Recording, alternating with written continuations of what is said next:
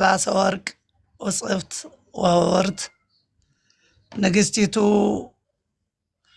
በወርቅ ዘቦ ልብስ ተጎናጽፋና ተሸፋፍና በቀኝ ትቆማለች። መዝሙር 44 ከቅንፍ 45 ቁጥር 9። በዚህ ርዕስ ለትንሽ ደቂቃ እንማማራለን። የሚያስተምር የሚመክር እግዚአብሔር ነው። እግዚአብሔር ለእኔ የምናገርበትን አንደበት እናንተም የምሰሙበትን እዝነ ልቡና ለሁላችን የሚግለጽልን።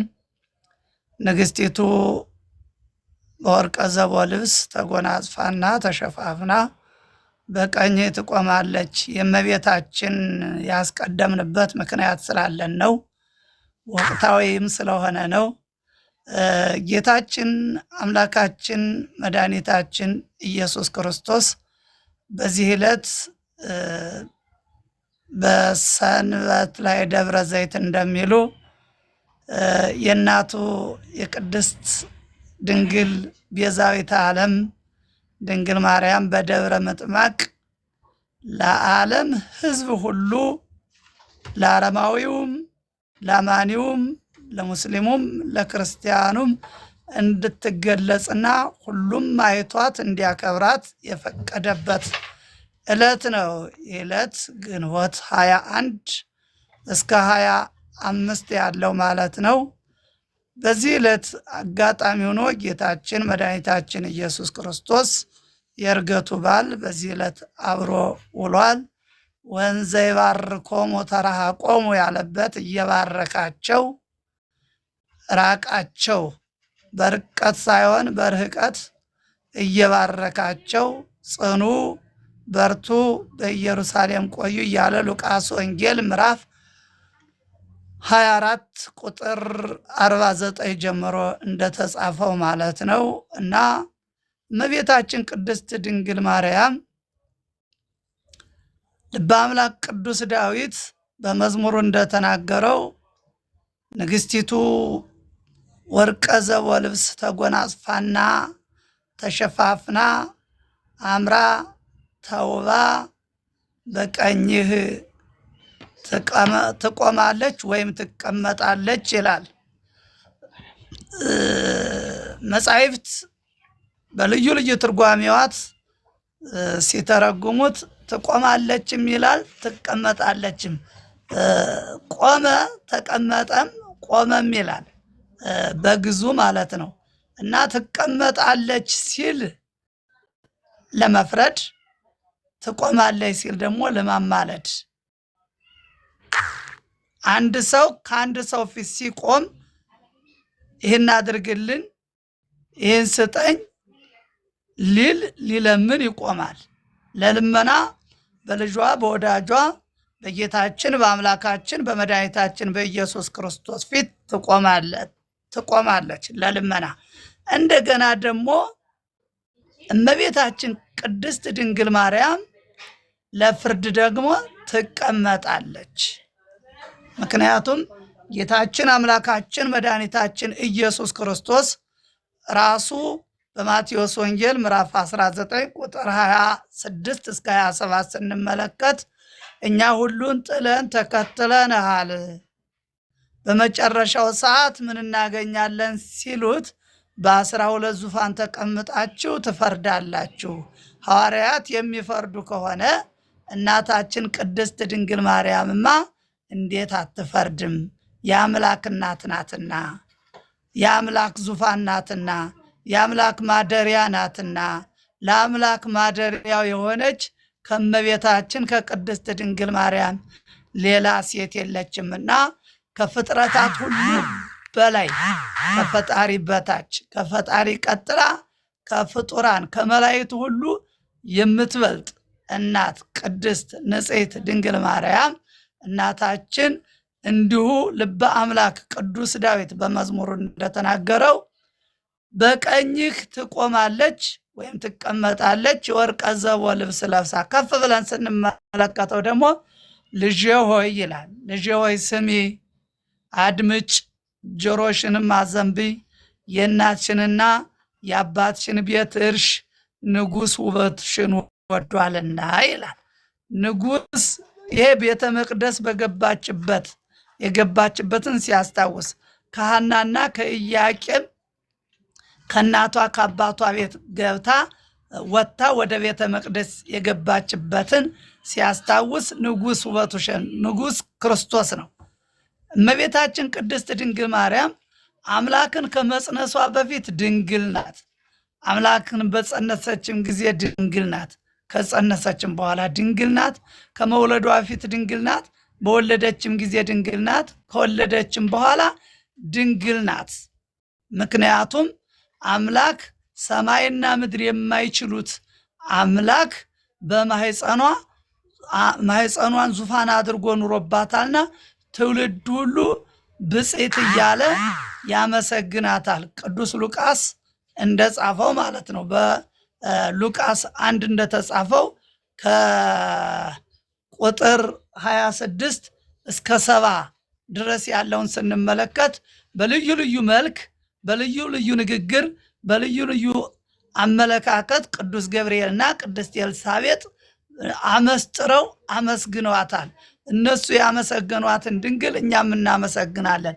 እንግዲህ ዛሬ በዚህ ዕለት በደብረ ምጥማቅ ጌታችን መድኃኒታችን ኢየሱስ ክርስቶስ ሐዋርያትን ሰብስቦ በሰራት ቤተ ክርስቲያን በዚያች በታምረኛዋ ቤተ ክርስቲያን ከሰማይ ዝቅ ከምድር ከፍ ብላ የወርቅ ዘቦ ልብስ ለብሳ ቅዱስ ዳዊት በዝማሬው በበገናው እያመሰገነ ቅዱሳን በየማርጋቸው ሰማዕታት በፈረሳቸው ቅዱሳን ጻድቃን፣ ቅዱሳን ነቢያት፣ ቅዱሳን ሐዋርያት በየማርጋቸው እግዚአብሔር በሰጣቸው ክብር እየሰገዱላት እያመሰገኗት አምላክ መድኃኒታችን ኢየሱስ ክርስቶስ ክብሯን ሊገልጽ ለዓለም ሁሉ የታየችበት ዕለት ነው። ለ5 ቀን ከ21 እስከ 25 ድረስ ሁሉም ሕዝብ ማንኛውም ሕዝብ እያያት በግርማ ተገልጻ ሁሉም ፍጥረት ሁሉ እያመሰገናት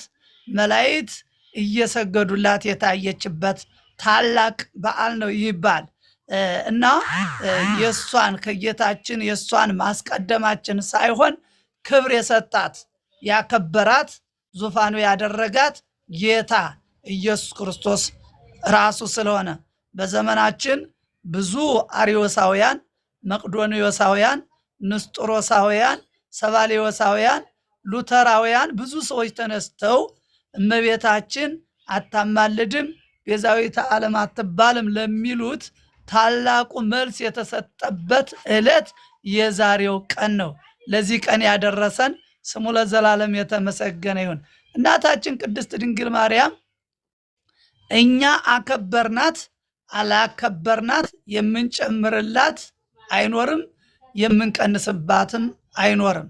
ምክንያቱም ሰማያዊ ንጉሥ መድኃኒታችን ኢየሱስ ክርስቶስ ራሱ ዙፋን አድርጓት በጀርባዋ ታዝሎ እየሳመችው እያቀፈችው እያጫወተችው ጦቷን እየመገበችው አብሮ የኖራት እናት ናትና ዙፋኑ ያደረጋት የከተመባት እናት ናትና እነ ኢሳይያስ እንደተናገሩት ትንቢተ ኢሳይያስ ምዕራፍ 7 ቁጥር 14 ላይ ስንመለከት ድንግል በድንግልና ጸንሳ በድንግልና ትወልዳለች ስሙንም አማኑኤል ትለዋለች የተባለው ምክንያቱም ከሰማይ መውረዱ ምክንያቱ በእሷ ማኅፀን ያደረበት እንደገና ከሷ መወለዱ ከሷ ጋር አብሮ መሰደዱ ሲያርግም ከሷ የነሳውን ስጋ ከሷ የለበሰውን ስጋ ይዞ ማረጉ ለዚህ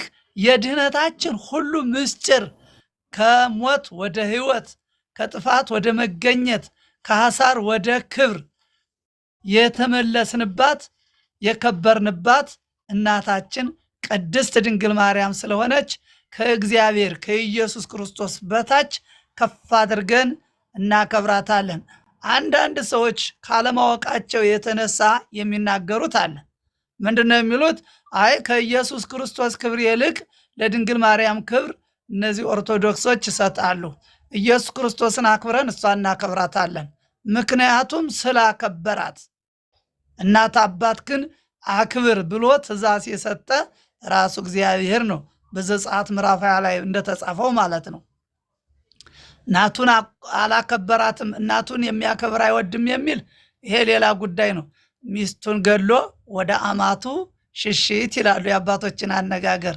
ሚስቱን ገሎ ወደ አማቱ ሽሽት። ሚስቱ የአማቱ ልጅ ናት። እሷን ገሎ ቢሸሽ አማትየው ጤና አይሰጠውም።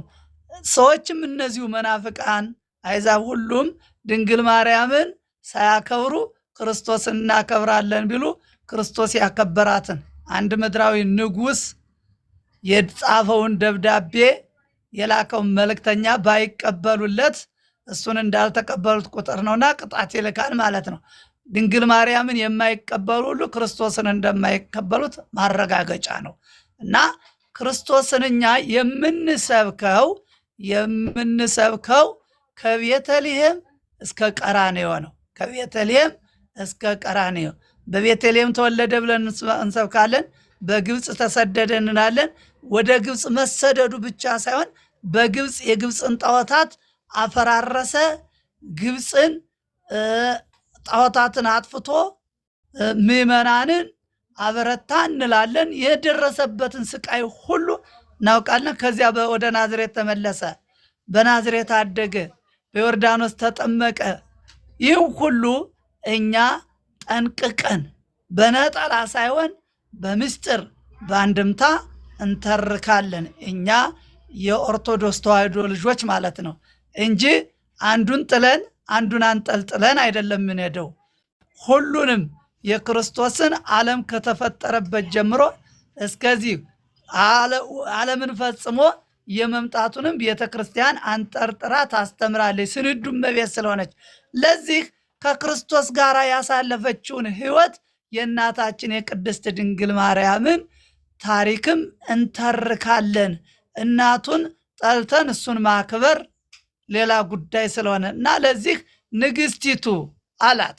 ንግስቲቱ ከድንግል ማርያም በላይ የአምላክ ዙፋን የሆነች ንግስት ማናት?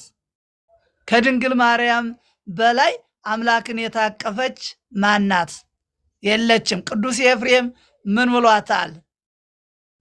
ሌሎቹን ሴቶች ብናከብራቸው ጻድቃንን ሰማዕታትን ወለዱ ብለን ነው። አንቺን ግን ወላዲተ አምላክ የአምላክ እናት አምላክ የከተመብሽ አምላክ ያደረብሽ ብለን ነው ከፍ ከፍ የምናደርግ ሲል ሊቁ ቅዱስ ኤፍሬም ገልጿታል። ቅዱስ ያሬድም በልዩ በአልባሰ ወርቅ እጹብተ ወብርት በወርቅ ልብስ ተጎናጽፋ የከበረች እመቤታችን እያለ ያመሰግናታል። እና እመቤታችን ቅድስተ ቅዱሳን ንጽሕተ ንጹሐን ድንግል ማርያምን እናከብራታለን፣ እናገናታለን፣ ከፍ ከፍ እናደርጋታለን። በዛሬው ዕለት ያረገ አባቶቻችን የባረከ በመንፈስ ቅዱስ ያጸና አምላካችንም ከእናቱ ጋር ክብር ምስጋና ይድረሰው እያልን እናመሰግናለን። ወስብሐት ለእግዚአብሔር ወለወላዲቱ ድንግል ወለመስቀሉ ክቡር። ይቆየን።